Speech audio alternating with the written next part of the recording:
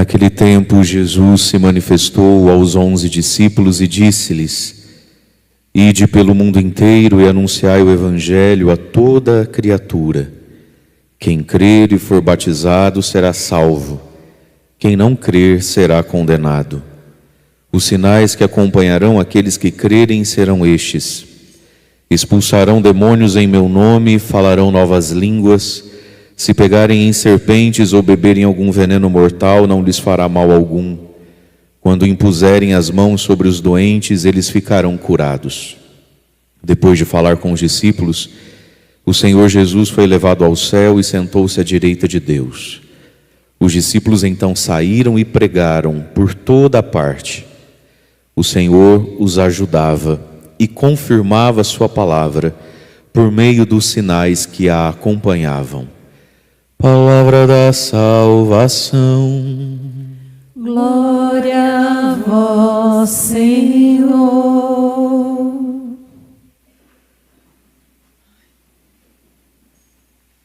Irmãos e irmãs, a igreja celebra hoje a festa do evangelista São Marcos.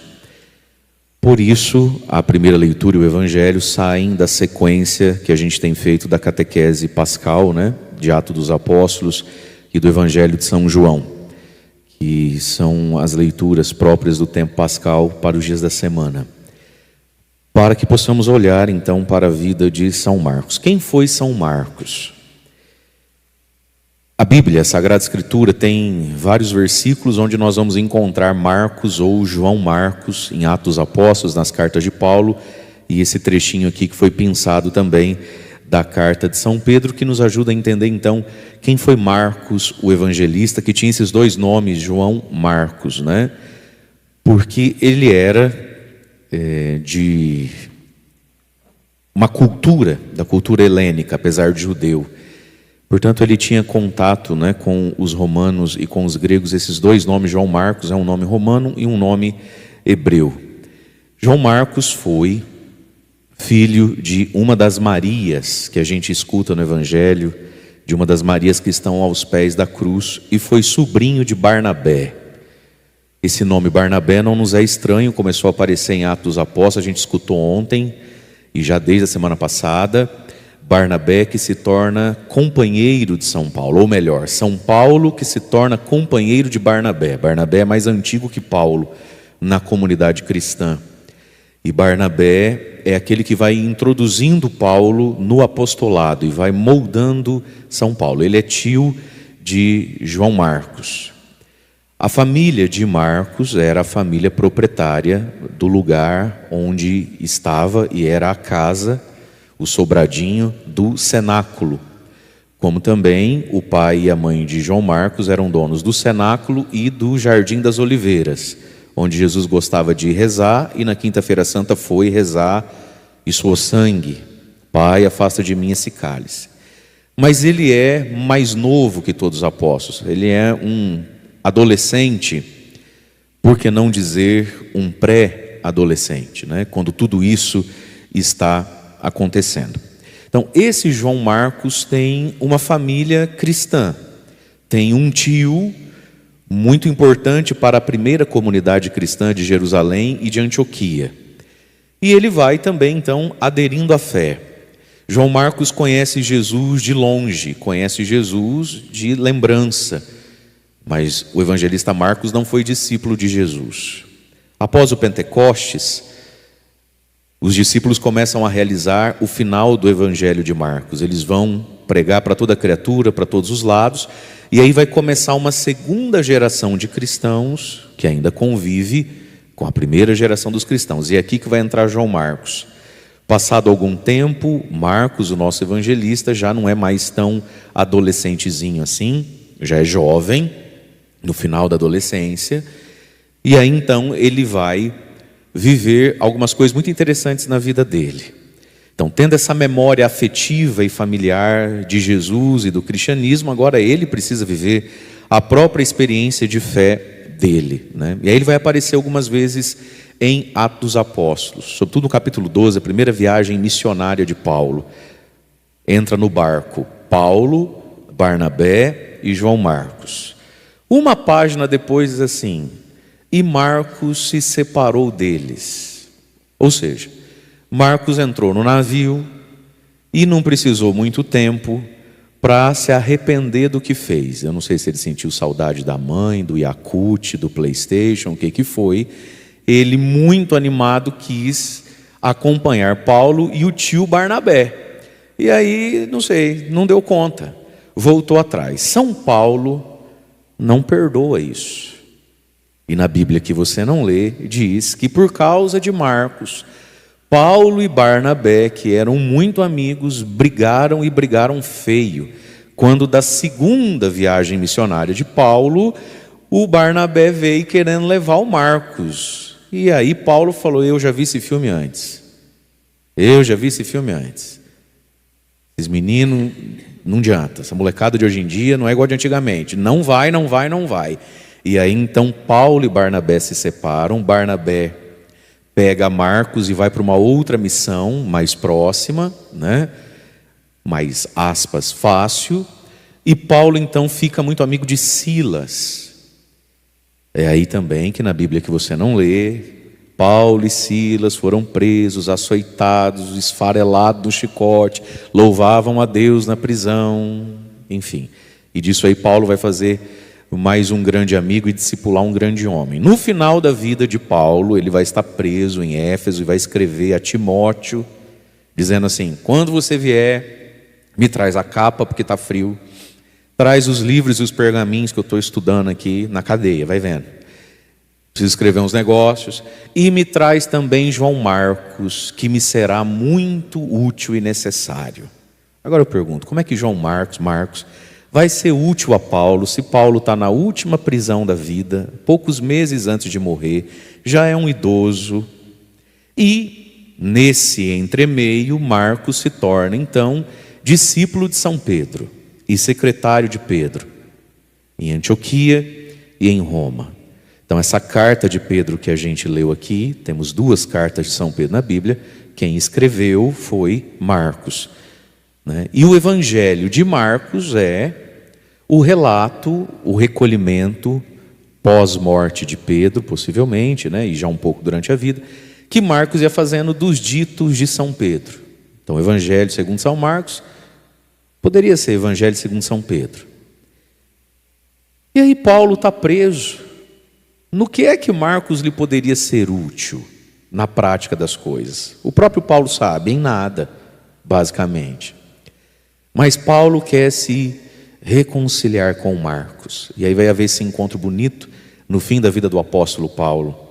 De Marcos ir até Paulo: pois não, seu Paulo, o senhor chamou? E na verdade aquilo foi só para dar um abraço, se desculparem, conversarem um pouco. E claro que Paulo ali deve ter contado muita história bonita e ensinado muitas verdades para Marcos, que daí vai descer a Alexandria, no Egito. Lá ele vai ter uma cátedra, uma diocese, vai ser como que bispo, o primeiro bispo de Alexandria praticamente, e ali ele vai ser martirizado, apesar de haver uma tradição que ele foi martirizado em Veneza, na Itália. Eles disputam de quem que Marcos é santo, né? Como Santo Antônio de Pádua, Santo Antônio é de Pádua, é de Lisboa, né? Depois que o santo morre, aí de quem que é o santo. Mas enfim, vai morrer mártir também, né? E essa história de São Marcos, ela é importante para nós, por algumas coisas então. Primeiro, o nosso amadurecimento na fé. Mamãe tem fé, papai tem fé, tio Barnabé tem fé, e eu vou vendo e achando bonito a fé, né? Achando interessante a fé. Mas aí nós precisamos amadurecer na fé e vencer algumas coisas que são muito nossas. O final do Evangelho vai dizer que quando Jesus está lá no Horto das Oliveiras, no quintal da casa de Marcos, da chacrazinha deles, orando e pedindo: Senhor, afasta de mim esse cálice. E aí chega a guarda romana. Diz lá que um dos discípulos, um dos seguidores de Jesus, ficava olhando tudo no meio da moita, entre as árvores de azeitona. E aí então, quando pegam Jesus e Pedro pega a espada e começa aquela confusão, um soldado vê esse seguidor que diz assim: puxaram dele o lençol e ele fugiu nu. Então muitos dizem, afirmam os estudiosos, que esse que fugiu pelado É o jovenzinho Marcos. Possivelmente estava dormindo à noite, escutou uma barulheira, uma gritaria, acordou e foi, desceu para ir andar no quintal do sítio dele lá, né? E viu aquele monte de soldado, adolescente, curioso, quis chegar perto, né? Só de pijaminha, amarrado no lençol, e fugiu nu. Depois, passam vários anos, primeira viagem de São Paulo e Barnabé, não sei o que aconteceu nesse barco, nesse navio, se ele não gostou do banheiro, se a cama era dura, não sei o que aconteceu, ou não dava Wi-Fi do celular, não fica sem, volta atrás também. Então veja, um menino de boa família, de boa cultura, um rapazinho sem vícios, e sem... é igual aos coroinhas nossos, tudo de boa família, tudo bom aluno, tudo gosta da igreja, papai e mamãe são tudo bênção, né? Os pai e a mãe de tudo são os queridos, mas precisam fazer, Deus queira que façam, a própria experiência com Jesus. E as grandes experiências com Jesus, que vão de fato nos marcar, nos santificar e nos mudar, são quais? Aqueles momentos que dá vontade de fugir. É aqui que a fé cicatriza em nós, é aqui que a gente ganha músculo. Deus vai nos preparando.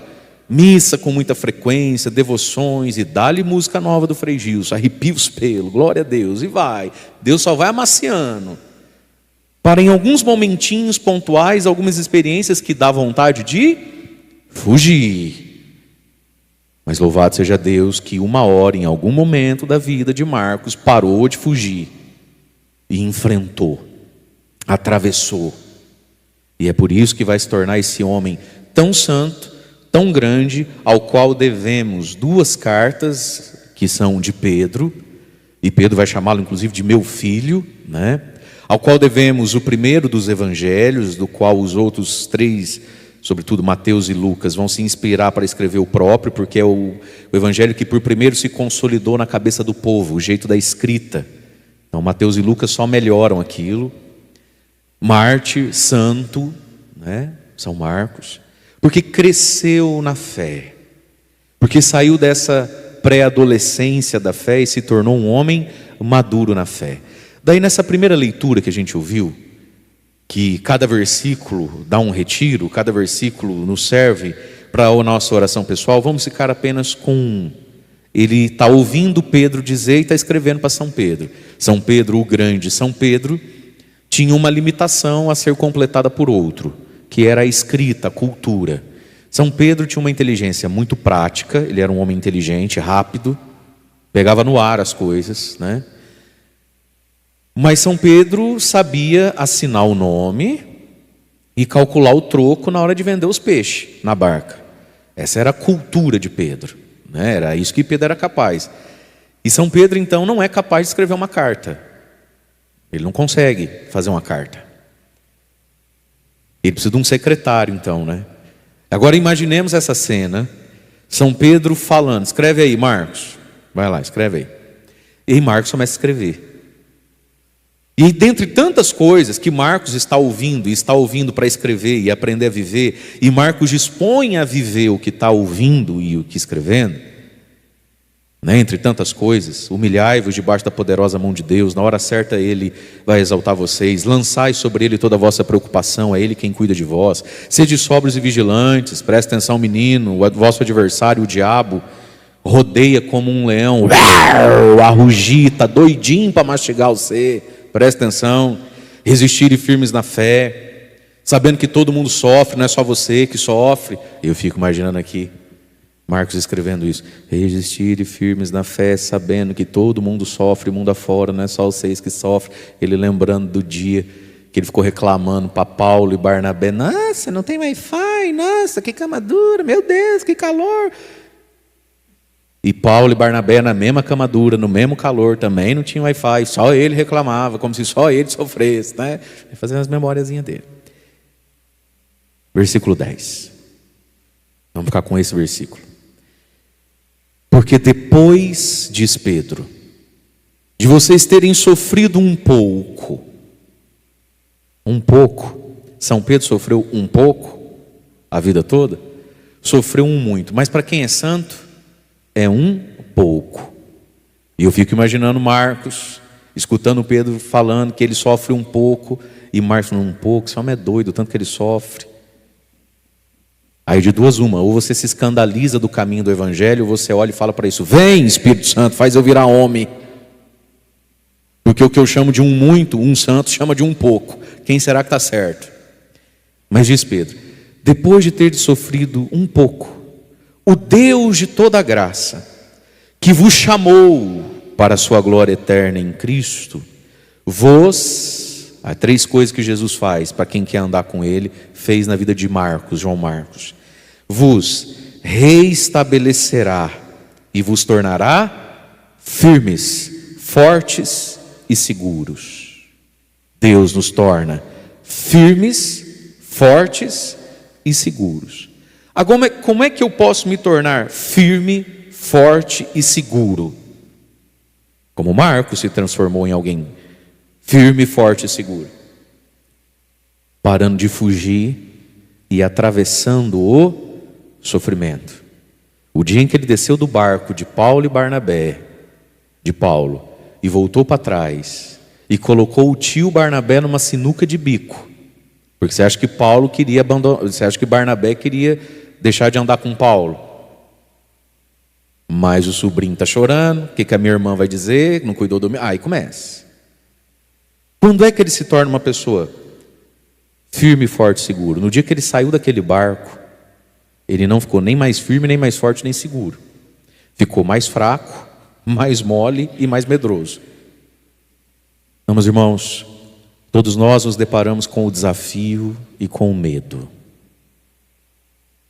A gente precisa parar de fugir e precisa atravessar esse medo. Depois dele, com a graça de Deus, porque Deus não abandona quem está atravessando. E esse é o ponto. Deus não desampara quem está onde está, ou está indo para onde está indo por causa de Deus. O problema da vida é quando a gente está onde está porque quis. O problema da vida é quando a gente está indo para onde está indo porque é doido, esparolado, vaidoso, ambicioso, enfim. Aí a gente vai meio que sozinho mesmo, né? Mas quando estamos onde estamos, porque Deus mandou eu estar. Quando estou indo para onde estou indo, porque Ele está me mandando ir, eu vou me deparar com medo, mas se eu me dispor a atravessar esse medo, eu não atravesso sozinho, Ele atravessa comigo, naquilo que me faltar de capacidade. E no fim disso, passado o medo, passado a situação, passado aquele primeiro momento de insegurança, de incerteza, de aventura, como é que se está do outro lado? Se está firme, forte e seguro. Portanto, meus amados, ou a gente para de fugir, de correr, ou a gente nunca vai ser firme, forte e seguro. E quem não é firme, forte e seguro, não faz bem a si mesmo e ainda atrapalha a vida alheia, que foi o que Marcos fez por um tempo da sua vida. Atrapalhou uma grande dupla, causou uma situação constrangedora entre dois grandes amigos e apóstolos, discípulos, Paulo e Barnabé. Então, começou adolescentezinho, terminou um homem maduro, firme, forte e seguro. Por graça de Deus. Foi a graça de Deus que trabalhou em Marcos. Mas Marcos deixou a graça de Deus trabalhar nele. E aí vai ser digno de estar e fazer parte do rol dessa prateleira, dessa igreja, desse cristianismo primitivo, que tem nomes muito grandes: Barnabé, Silas, Paulo, e agora temos Pedro também, Marcos, por que não? Porque se permitiu crescer, se permitiu ir onde o coração dele sempre sonhou. Porque que está, mais uma vez, Marcos era um menino bom. Ele podia olhar para o tio Barnabé e falar: nossa, o tio é bobo, né? Esse negócio de igreja, isso dá camisa para ninguém não, fica aí nessa rezação, andando atrás desses homens aí. Não, ele achava bonito, ele também quis, ele se ofereceu. Agora, meus irmãos, seria um desperdício tão grande se esse menino tão bom, João Marcos, que tinha esse coração inclinado à piedade, à fé, à igreja, fracassasse porque medroso, fracassasse porque apegado. O apego é a grande arma do diabo para as almas mais nobres, para as pessoas mais bem talhadas pelo Espírito Santo. o medo e o apego. O que pode frustrar a santidade de alguém? Vira frustrar o santo que está dentro de você, está dentro de mim. Muitas pessoas lutam com o pecado, pecado mesmo, né? Tem gente que, não sei, parece que nasceu virado no giraia. Tudo que não presta, gosta. Você reparou? Tudo que é baixo, tudo que é vil, tudo que é tosco, tudo que é porco, tudo que é nojento, a pessoa parece que gosta, cara. A pessoa tem uma coceira com coisa que você olha e fala, Deus me livre, né? A pessoa gosta. E isso pode vir a frustrar o santo que está dentro desse homem, dessa mulher. Porque todo batizado ganhou dentro de si um santo a vir à tona, né? Mas o que é que pode frustrar, matar a santidade de gente igual nós? Igual nós aqui. Olha lá, vamos falar dos coroinhos de novo. O que pode vir a frustrar a santidade dessas coisas? Coisa linda. Gente, isso é hora de adolescente estar em igreja, gente. Dá uma salva de palmas para eles, faz favor. Bate palmas.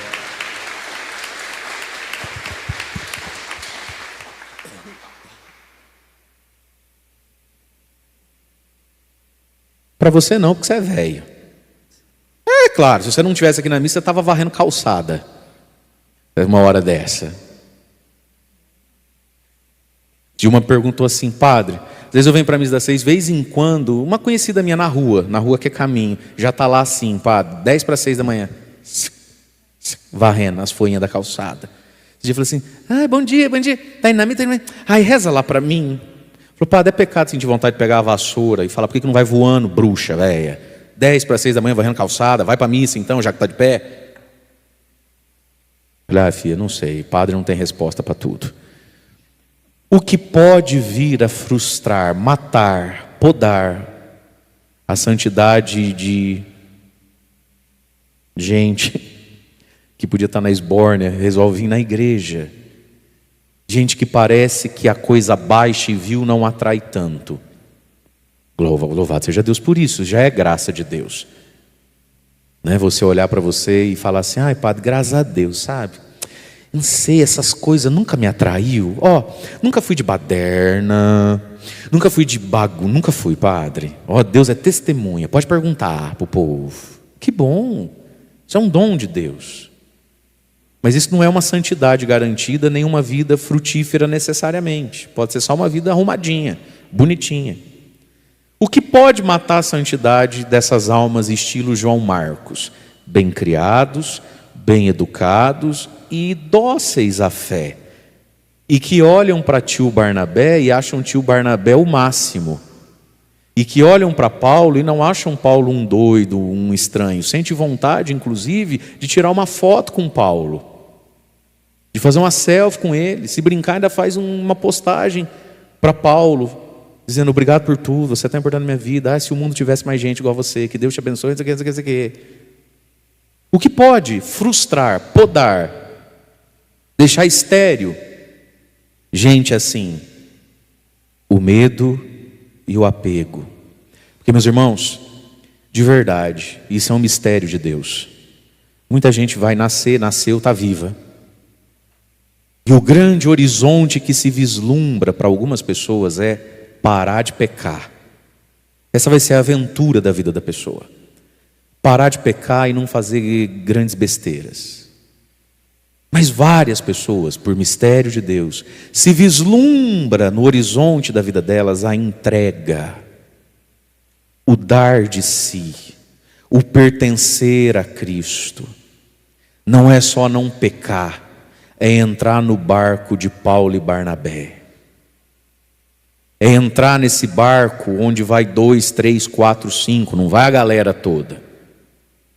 O barco da vocação, o barco do discipulado. E é aqui que existem muitas vidas frustradas, amputadas, porque não conseguem entender isso. Então, de novo, para a gente poder comentar o Evangelho um pouquinho. Tem gente, e tudo isso é mistério da providência de Deus, dos desígnios de Deus. A existência diante dele o convida a um desafio. E ele, em relação a Jesus, entende este desafio: parar de fazer besteira, parar de viver do jeito que o diabo gosta. Mas para vários outros, se vislumbra outra coisa nessa história de Jesus. Se vislumbra o barco de Paulo e Barnabé. Você vai voltar, você vai entrar, você tem medo, você não aguenta ficar dentro dele. Andar no nível, na altura de Paulo e de Barnabé. E não porque são melhores, quem é chamado a isso, não é isso. Mas é o desígnio de Deus para a santificação, para a salvação da pessoa e dos frutos da pessoa. E é aí também que a gente entende, muita gente, que porque não aguenta o barco de Paulo e Barnabé, não só sai do barco do Paulo e Barnabé, como agora estão vivendo certas baixezas, que nunca cometeram, nem suspeitavam que ia cometer. O Paulo e Barnabé e o barco. João Marcos olhou para isso e achou bonito, desejou. Seria tão triste se tudo isso não viesse à tona e não desse fruto, né, na vida de Marcos. Louvado seja Deus porque deu esse fruto. Mas por que a Igreja Católica celebra os santos e santas de Deus? Porque louvado seja Deus pela vida de Marcos, amém? E louvado seja Marcos por aquilo que permitiu Deus fazer na vida dele. Entende isso? A fé católica tem essa humildade dentro de si. A gente reconhece quem é melhor que nós. A gente bate palma mesmo. A gente fala, não, você é o bichão mesmo, você é o cara. Queria ser igual a você. A fé protestante não conhece essa humildade. Não, santo só Jesus. Ah, não brinca, é mesmo? Ah, isso você não fala. Não, santo só o Senhor Deus. E aí fala na mesma frase, né? Eu louvar, elogiar Maria, Pedro, Paulo. O sujeito fala como se ele, Paulo, tivesse aqui indo para os pênaltis. Como se o jogo tivesse disputadíssimo. Feio.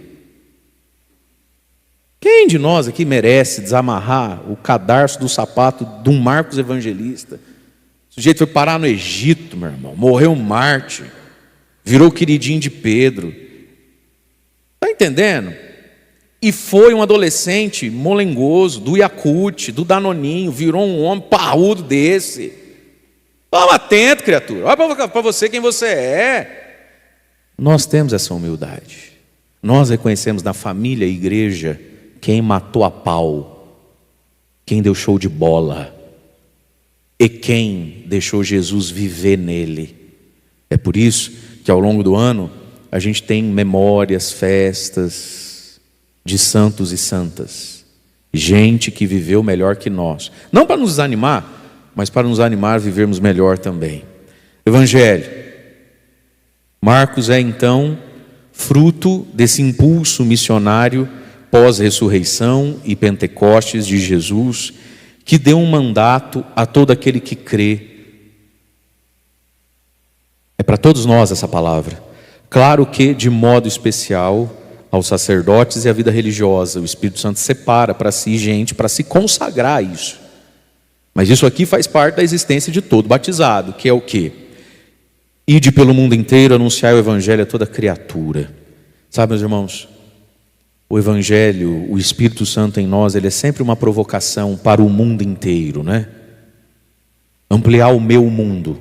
O meu mundo. O que é o meu mundo? A gente cria um mundo para a gente. A gente tem que cuidar de um mundo que é nosso, as nossas obrigações, as nossas tarefas. Mas o Espírito Santo, ele é sempre uma provocação para a gente ir lá, depois que tudo está pronto, e falar assim, acho que eu vou derrubar essa cerca, colocar 10 metros para frente. Você conhece gente que não sossega nunca? Sabe esses velhinhos que não param? O médico manda parar, ele não para. Ele tem sempre uma enxadinha na mão, ele está sempre fazendo alguma coisa. Conhece? Mas essa coluna, vou. Paga alguém, né? Assim, paga alguém para fazer. Nunca está pronto. O Espírito Santo faz isso em nós. Olha o que Jesus está dizendo, vai para o mundo inteiro. E aí a gente cria um mundo. A gente cria um mundo e ganha de Deus um mundo para criar. Mas o Espírito Santo, ele sempre provoca o mundo inteiro. Sabe, essa cerca não podia ser 5 metros mais para frente? O mundo inteiro. Um passo a mais. Né? E anunciar o Evangelho a toda criatura, todo tipo de gente. E nós evangelizamos, meus irmãos, não por um resultado, nós evangelizamos por uma pessoa. Às vezes a gente se cansa de evangelizar, e se a gente for perguntar para o nosso cansaço, ou alguém perguntar para o nosso desânimo, por que estamos cansados e desanimados, onde é que a gente vai achar a raiz disso? O que a gente vai dizer? Não adianta. Você fala, é igual falar com porta, é igual dar banho em porco, enxugar gelo, não adianta. Mas a gente não evangeliza pelo resultado da evangelização, que dá resultado. Sempre dá algum, nunca fica sem nenhum. Às vezes mais, às vezes menos. A gente evangeliza por causa de Jesus. É por causa de Jesus que a gente não para. Não é por causa do resultado que está tendo. É por causa de Jesus. E o nome disso é gratuidade, fé, reverência. Porque quando o não resultado me para, o nome disso é ego, vaidade. Então, o evangelho a toda criatura, todo tipo de gente. E a pregação do evangelho é o juízo final. Quem crer será salvo. Quem não crer será condenado. O que é uma pregação? Você está ouvindo uma pregação agora, e eu também. O que está acontecendo agora? O apocalipse, o juízo final. As duas coisas aqui, o apocalipse. Apocalipse significa revelação, descortinar, tirar véus. Isso é apocalipse, está acontecendo agora. Na nossa inteligência, no nosso coração. E o que está acontecendo agora? O juízo final. Nós estamos decidindo dentro de nós se tudo isso que a gente está ouvindo faz sentido, não faz sentido, é bonito ou é cafona, é para mim ou é para os outros. Agora está acontecendo. Por isso que Jesus disse, vocês vão pregar o evangelho, e quem crê será salvo. Aí sim, lá no último dia, no telão da vida, mostra o que aconteceu naquele dia.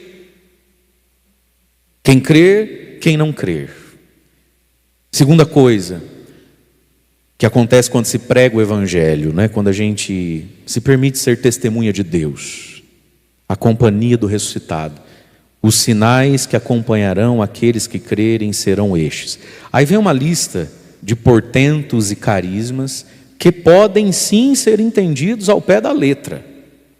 Está aí a história dos santos e santas para comprovar que tudo isso aqui pode sim ser entendido ao pé da letra, nos prodígios e portentos, ou nos carismas do Espírito, porque aqui falou desde beber veneno e não morrer, até ressuscitar morto, curar doente. E está aqui as irmãs para não deixar eu mentir. Tinha que acrescentar aqui, irmã.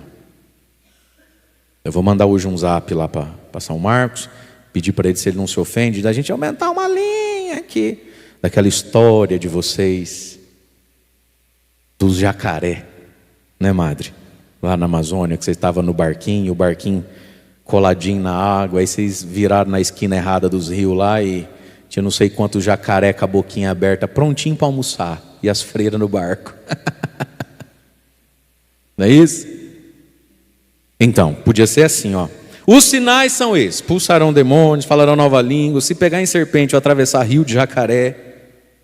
Jacaré não come, jacaré fizeram jejum aquele dia. Fico imaginando o jacarezinho vendo as freiras no barco, falei assim, obrigado, Senhor. Nossa, que fome que a gente estava. Deus provê, Deus proverá, sua misericórdia não faltará, né? Deus falou, não, hoje é dia de jejum. Não pode, essas não pode. Então a gente pode entender esse versículo de Marcos aqui ao pé da letra, sim, mas também numa aplicação, como é que vamos dizer, espiritual, tudo é espiritual, mas lá, numa aplicação mais espiritual do que seja beber veneno, tocar em serpentes e tudo mais, que são as lutas cotidianas que um cristão tem que ter, e os medos que ele não pode deixar ser maior que a fé que ele tem para o bem que deve fazer, né? E aí Jesus garante sinais, testificações para quem crê e se dispõe ao bem que o crer implica. Não vai ficar sem sinais, não vai ficar sem testificação. E aí diz a palavra, depois de falar essas coisas aos discípulos, o Senhor Jesus foi levado ao céu, se sentou à direita de Deus. Então os discípulos saíram e pregaram por toda a parte. Portanto, todo batizado que tem vivo dentro de si o Espírito Santo, sempre tem um olhar em toda parte. Se sente provocado a isso, e solícito a isso. Pregaram por toda a parte.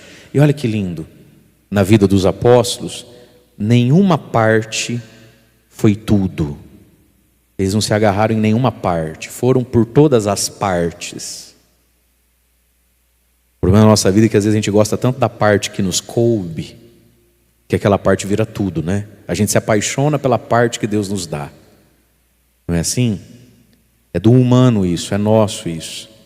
Ir por toda parte. Aí você vai naquela parte, aí você se apaixona naquela parte, pelas pessoas que fazem parte daquela parte, né? Pelo jeito que é aquela parte, e aí precisa ir para outra parte. E é uma tentação a gente se apaixonar e fazer uma parte, uma etapa, virar tudo e ponto final. Quando é só uma parte e uma etapa. Foram por toda parte. E olha só que lindo. E o Senhor Jesus ressuscitado, o Senhor Jesus os ajudava. Jesus ajuda.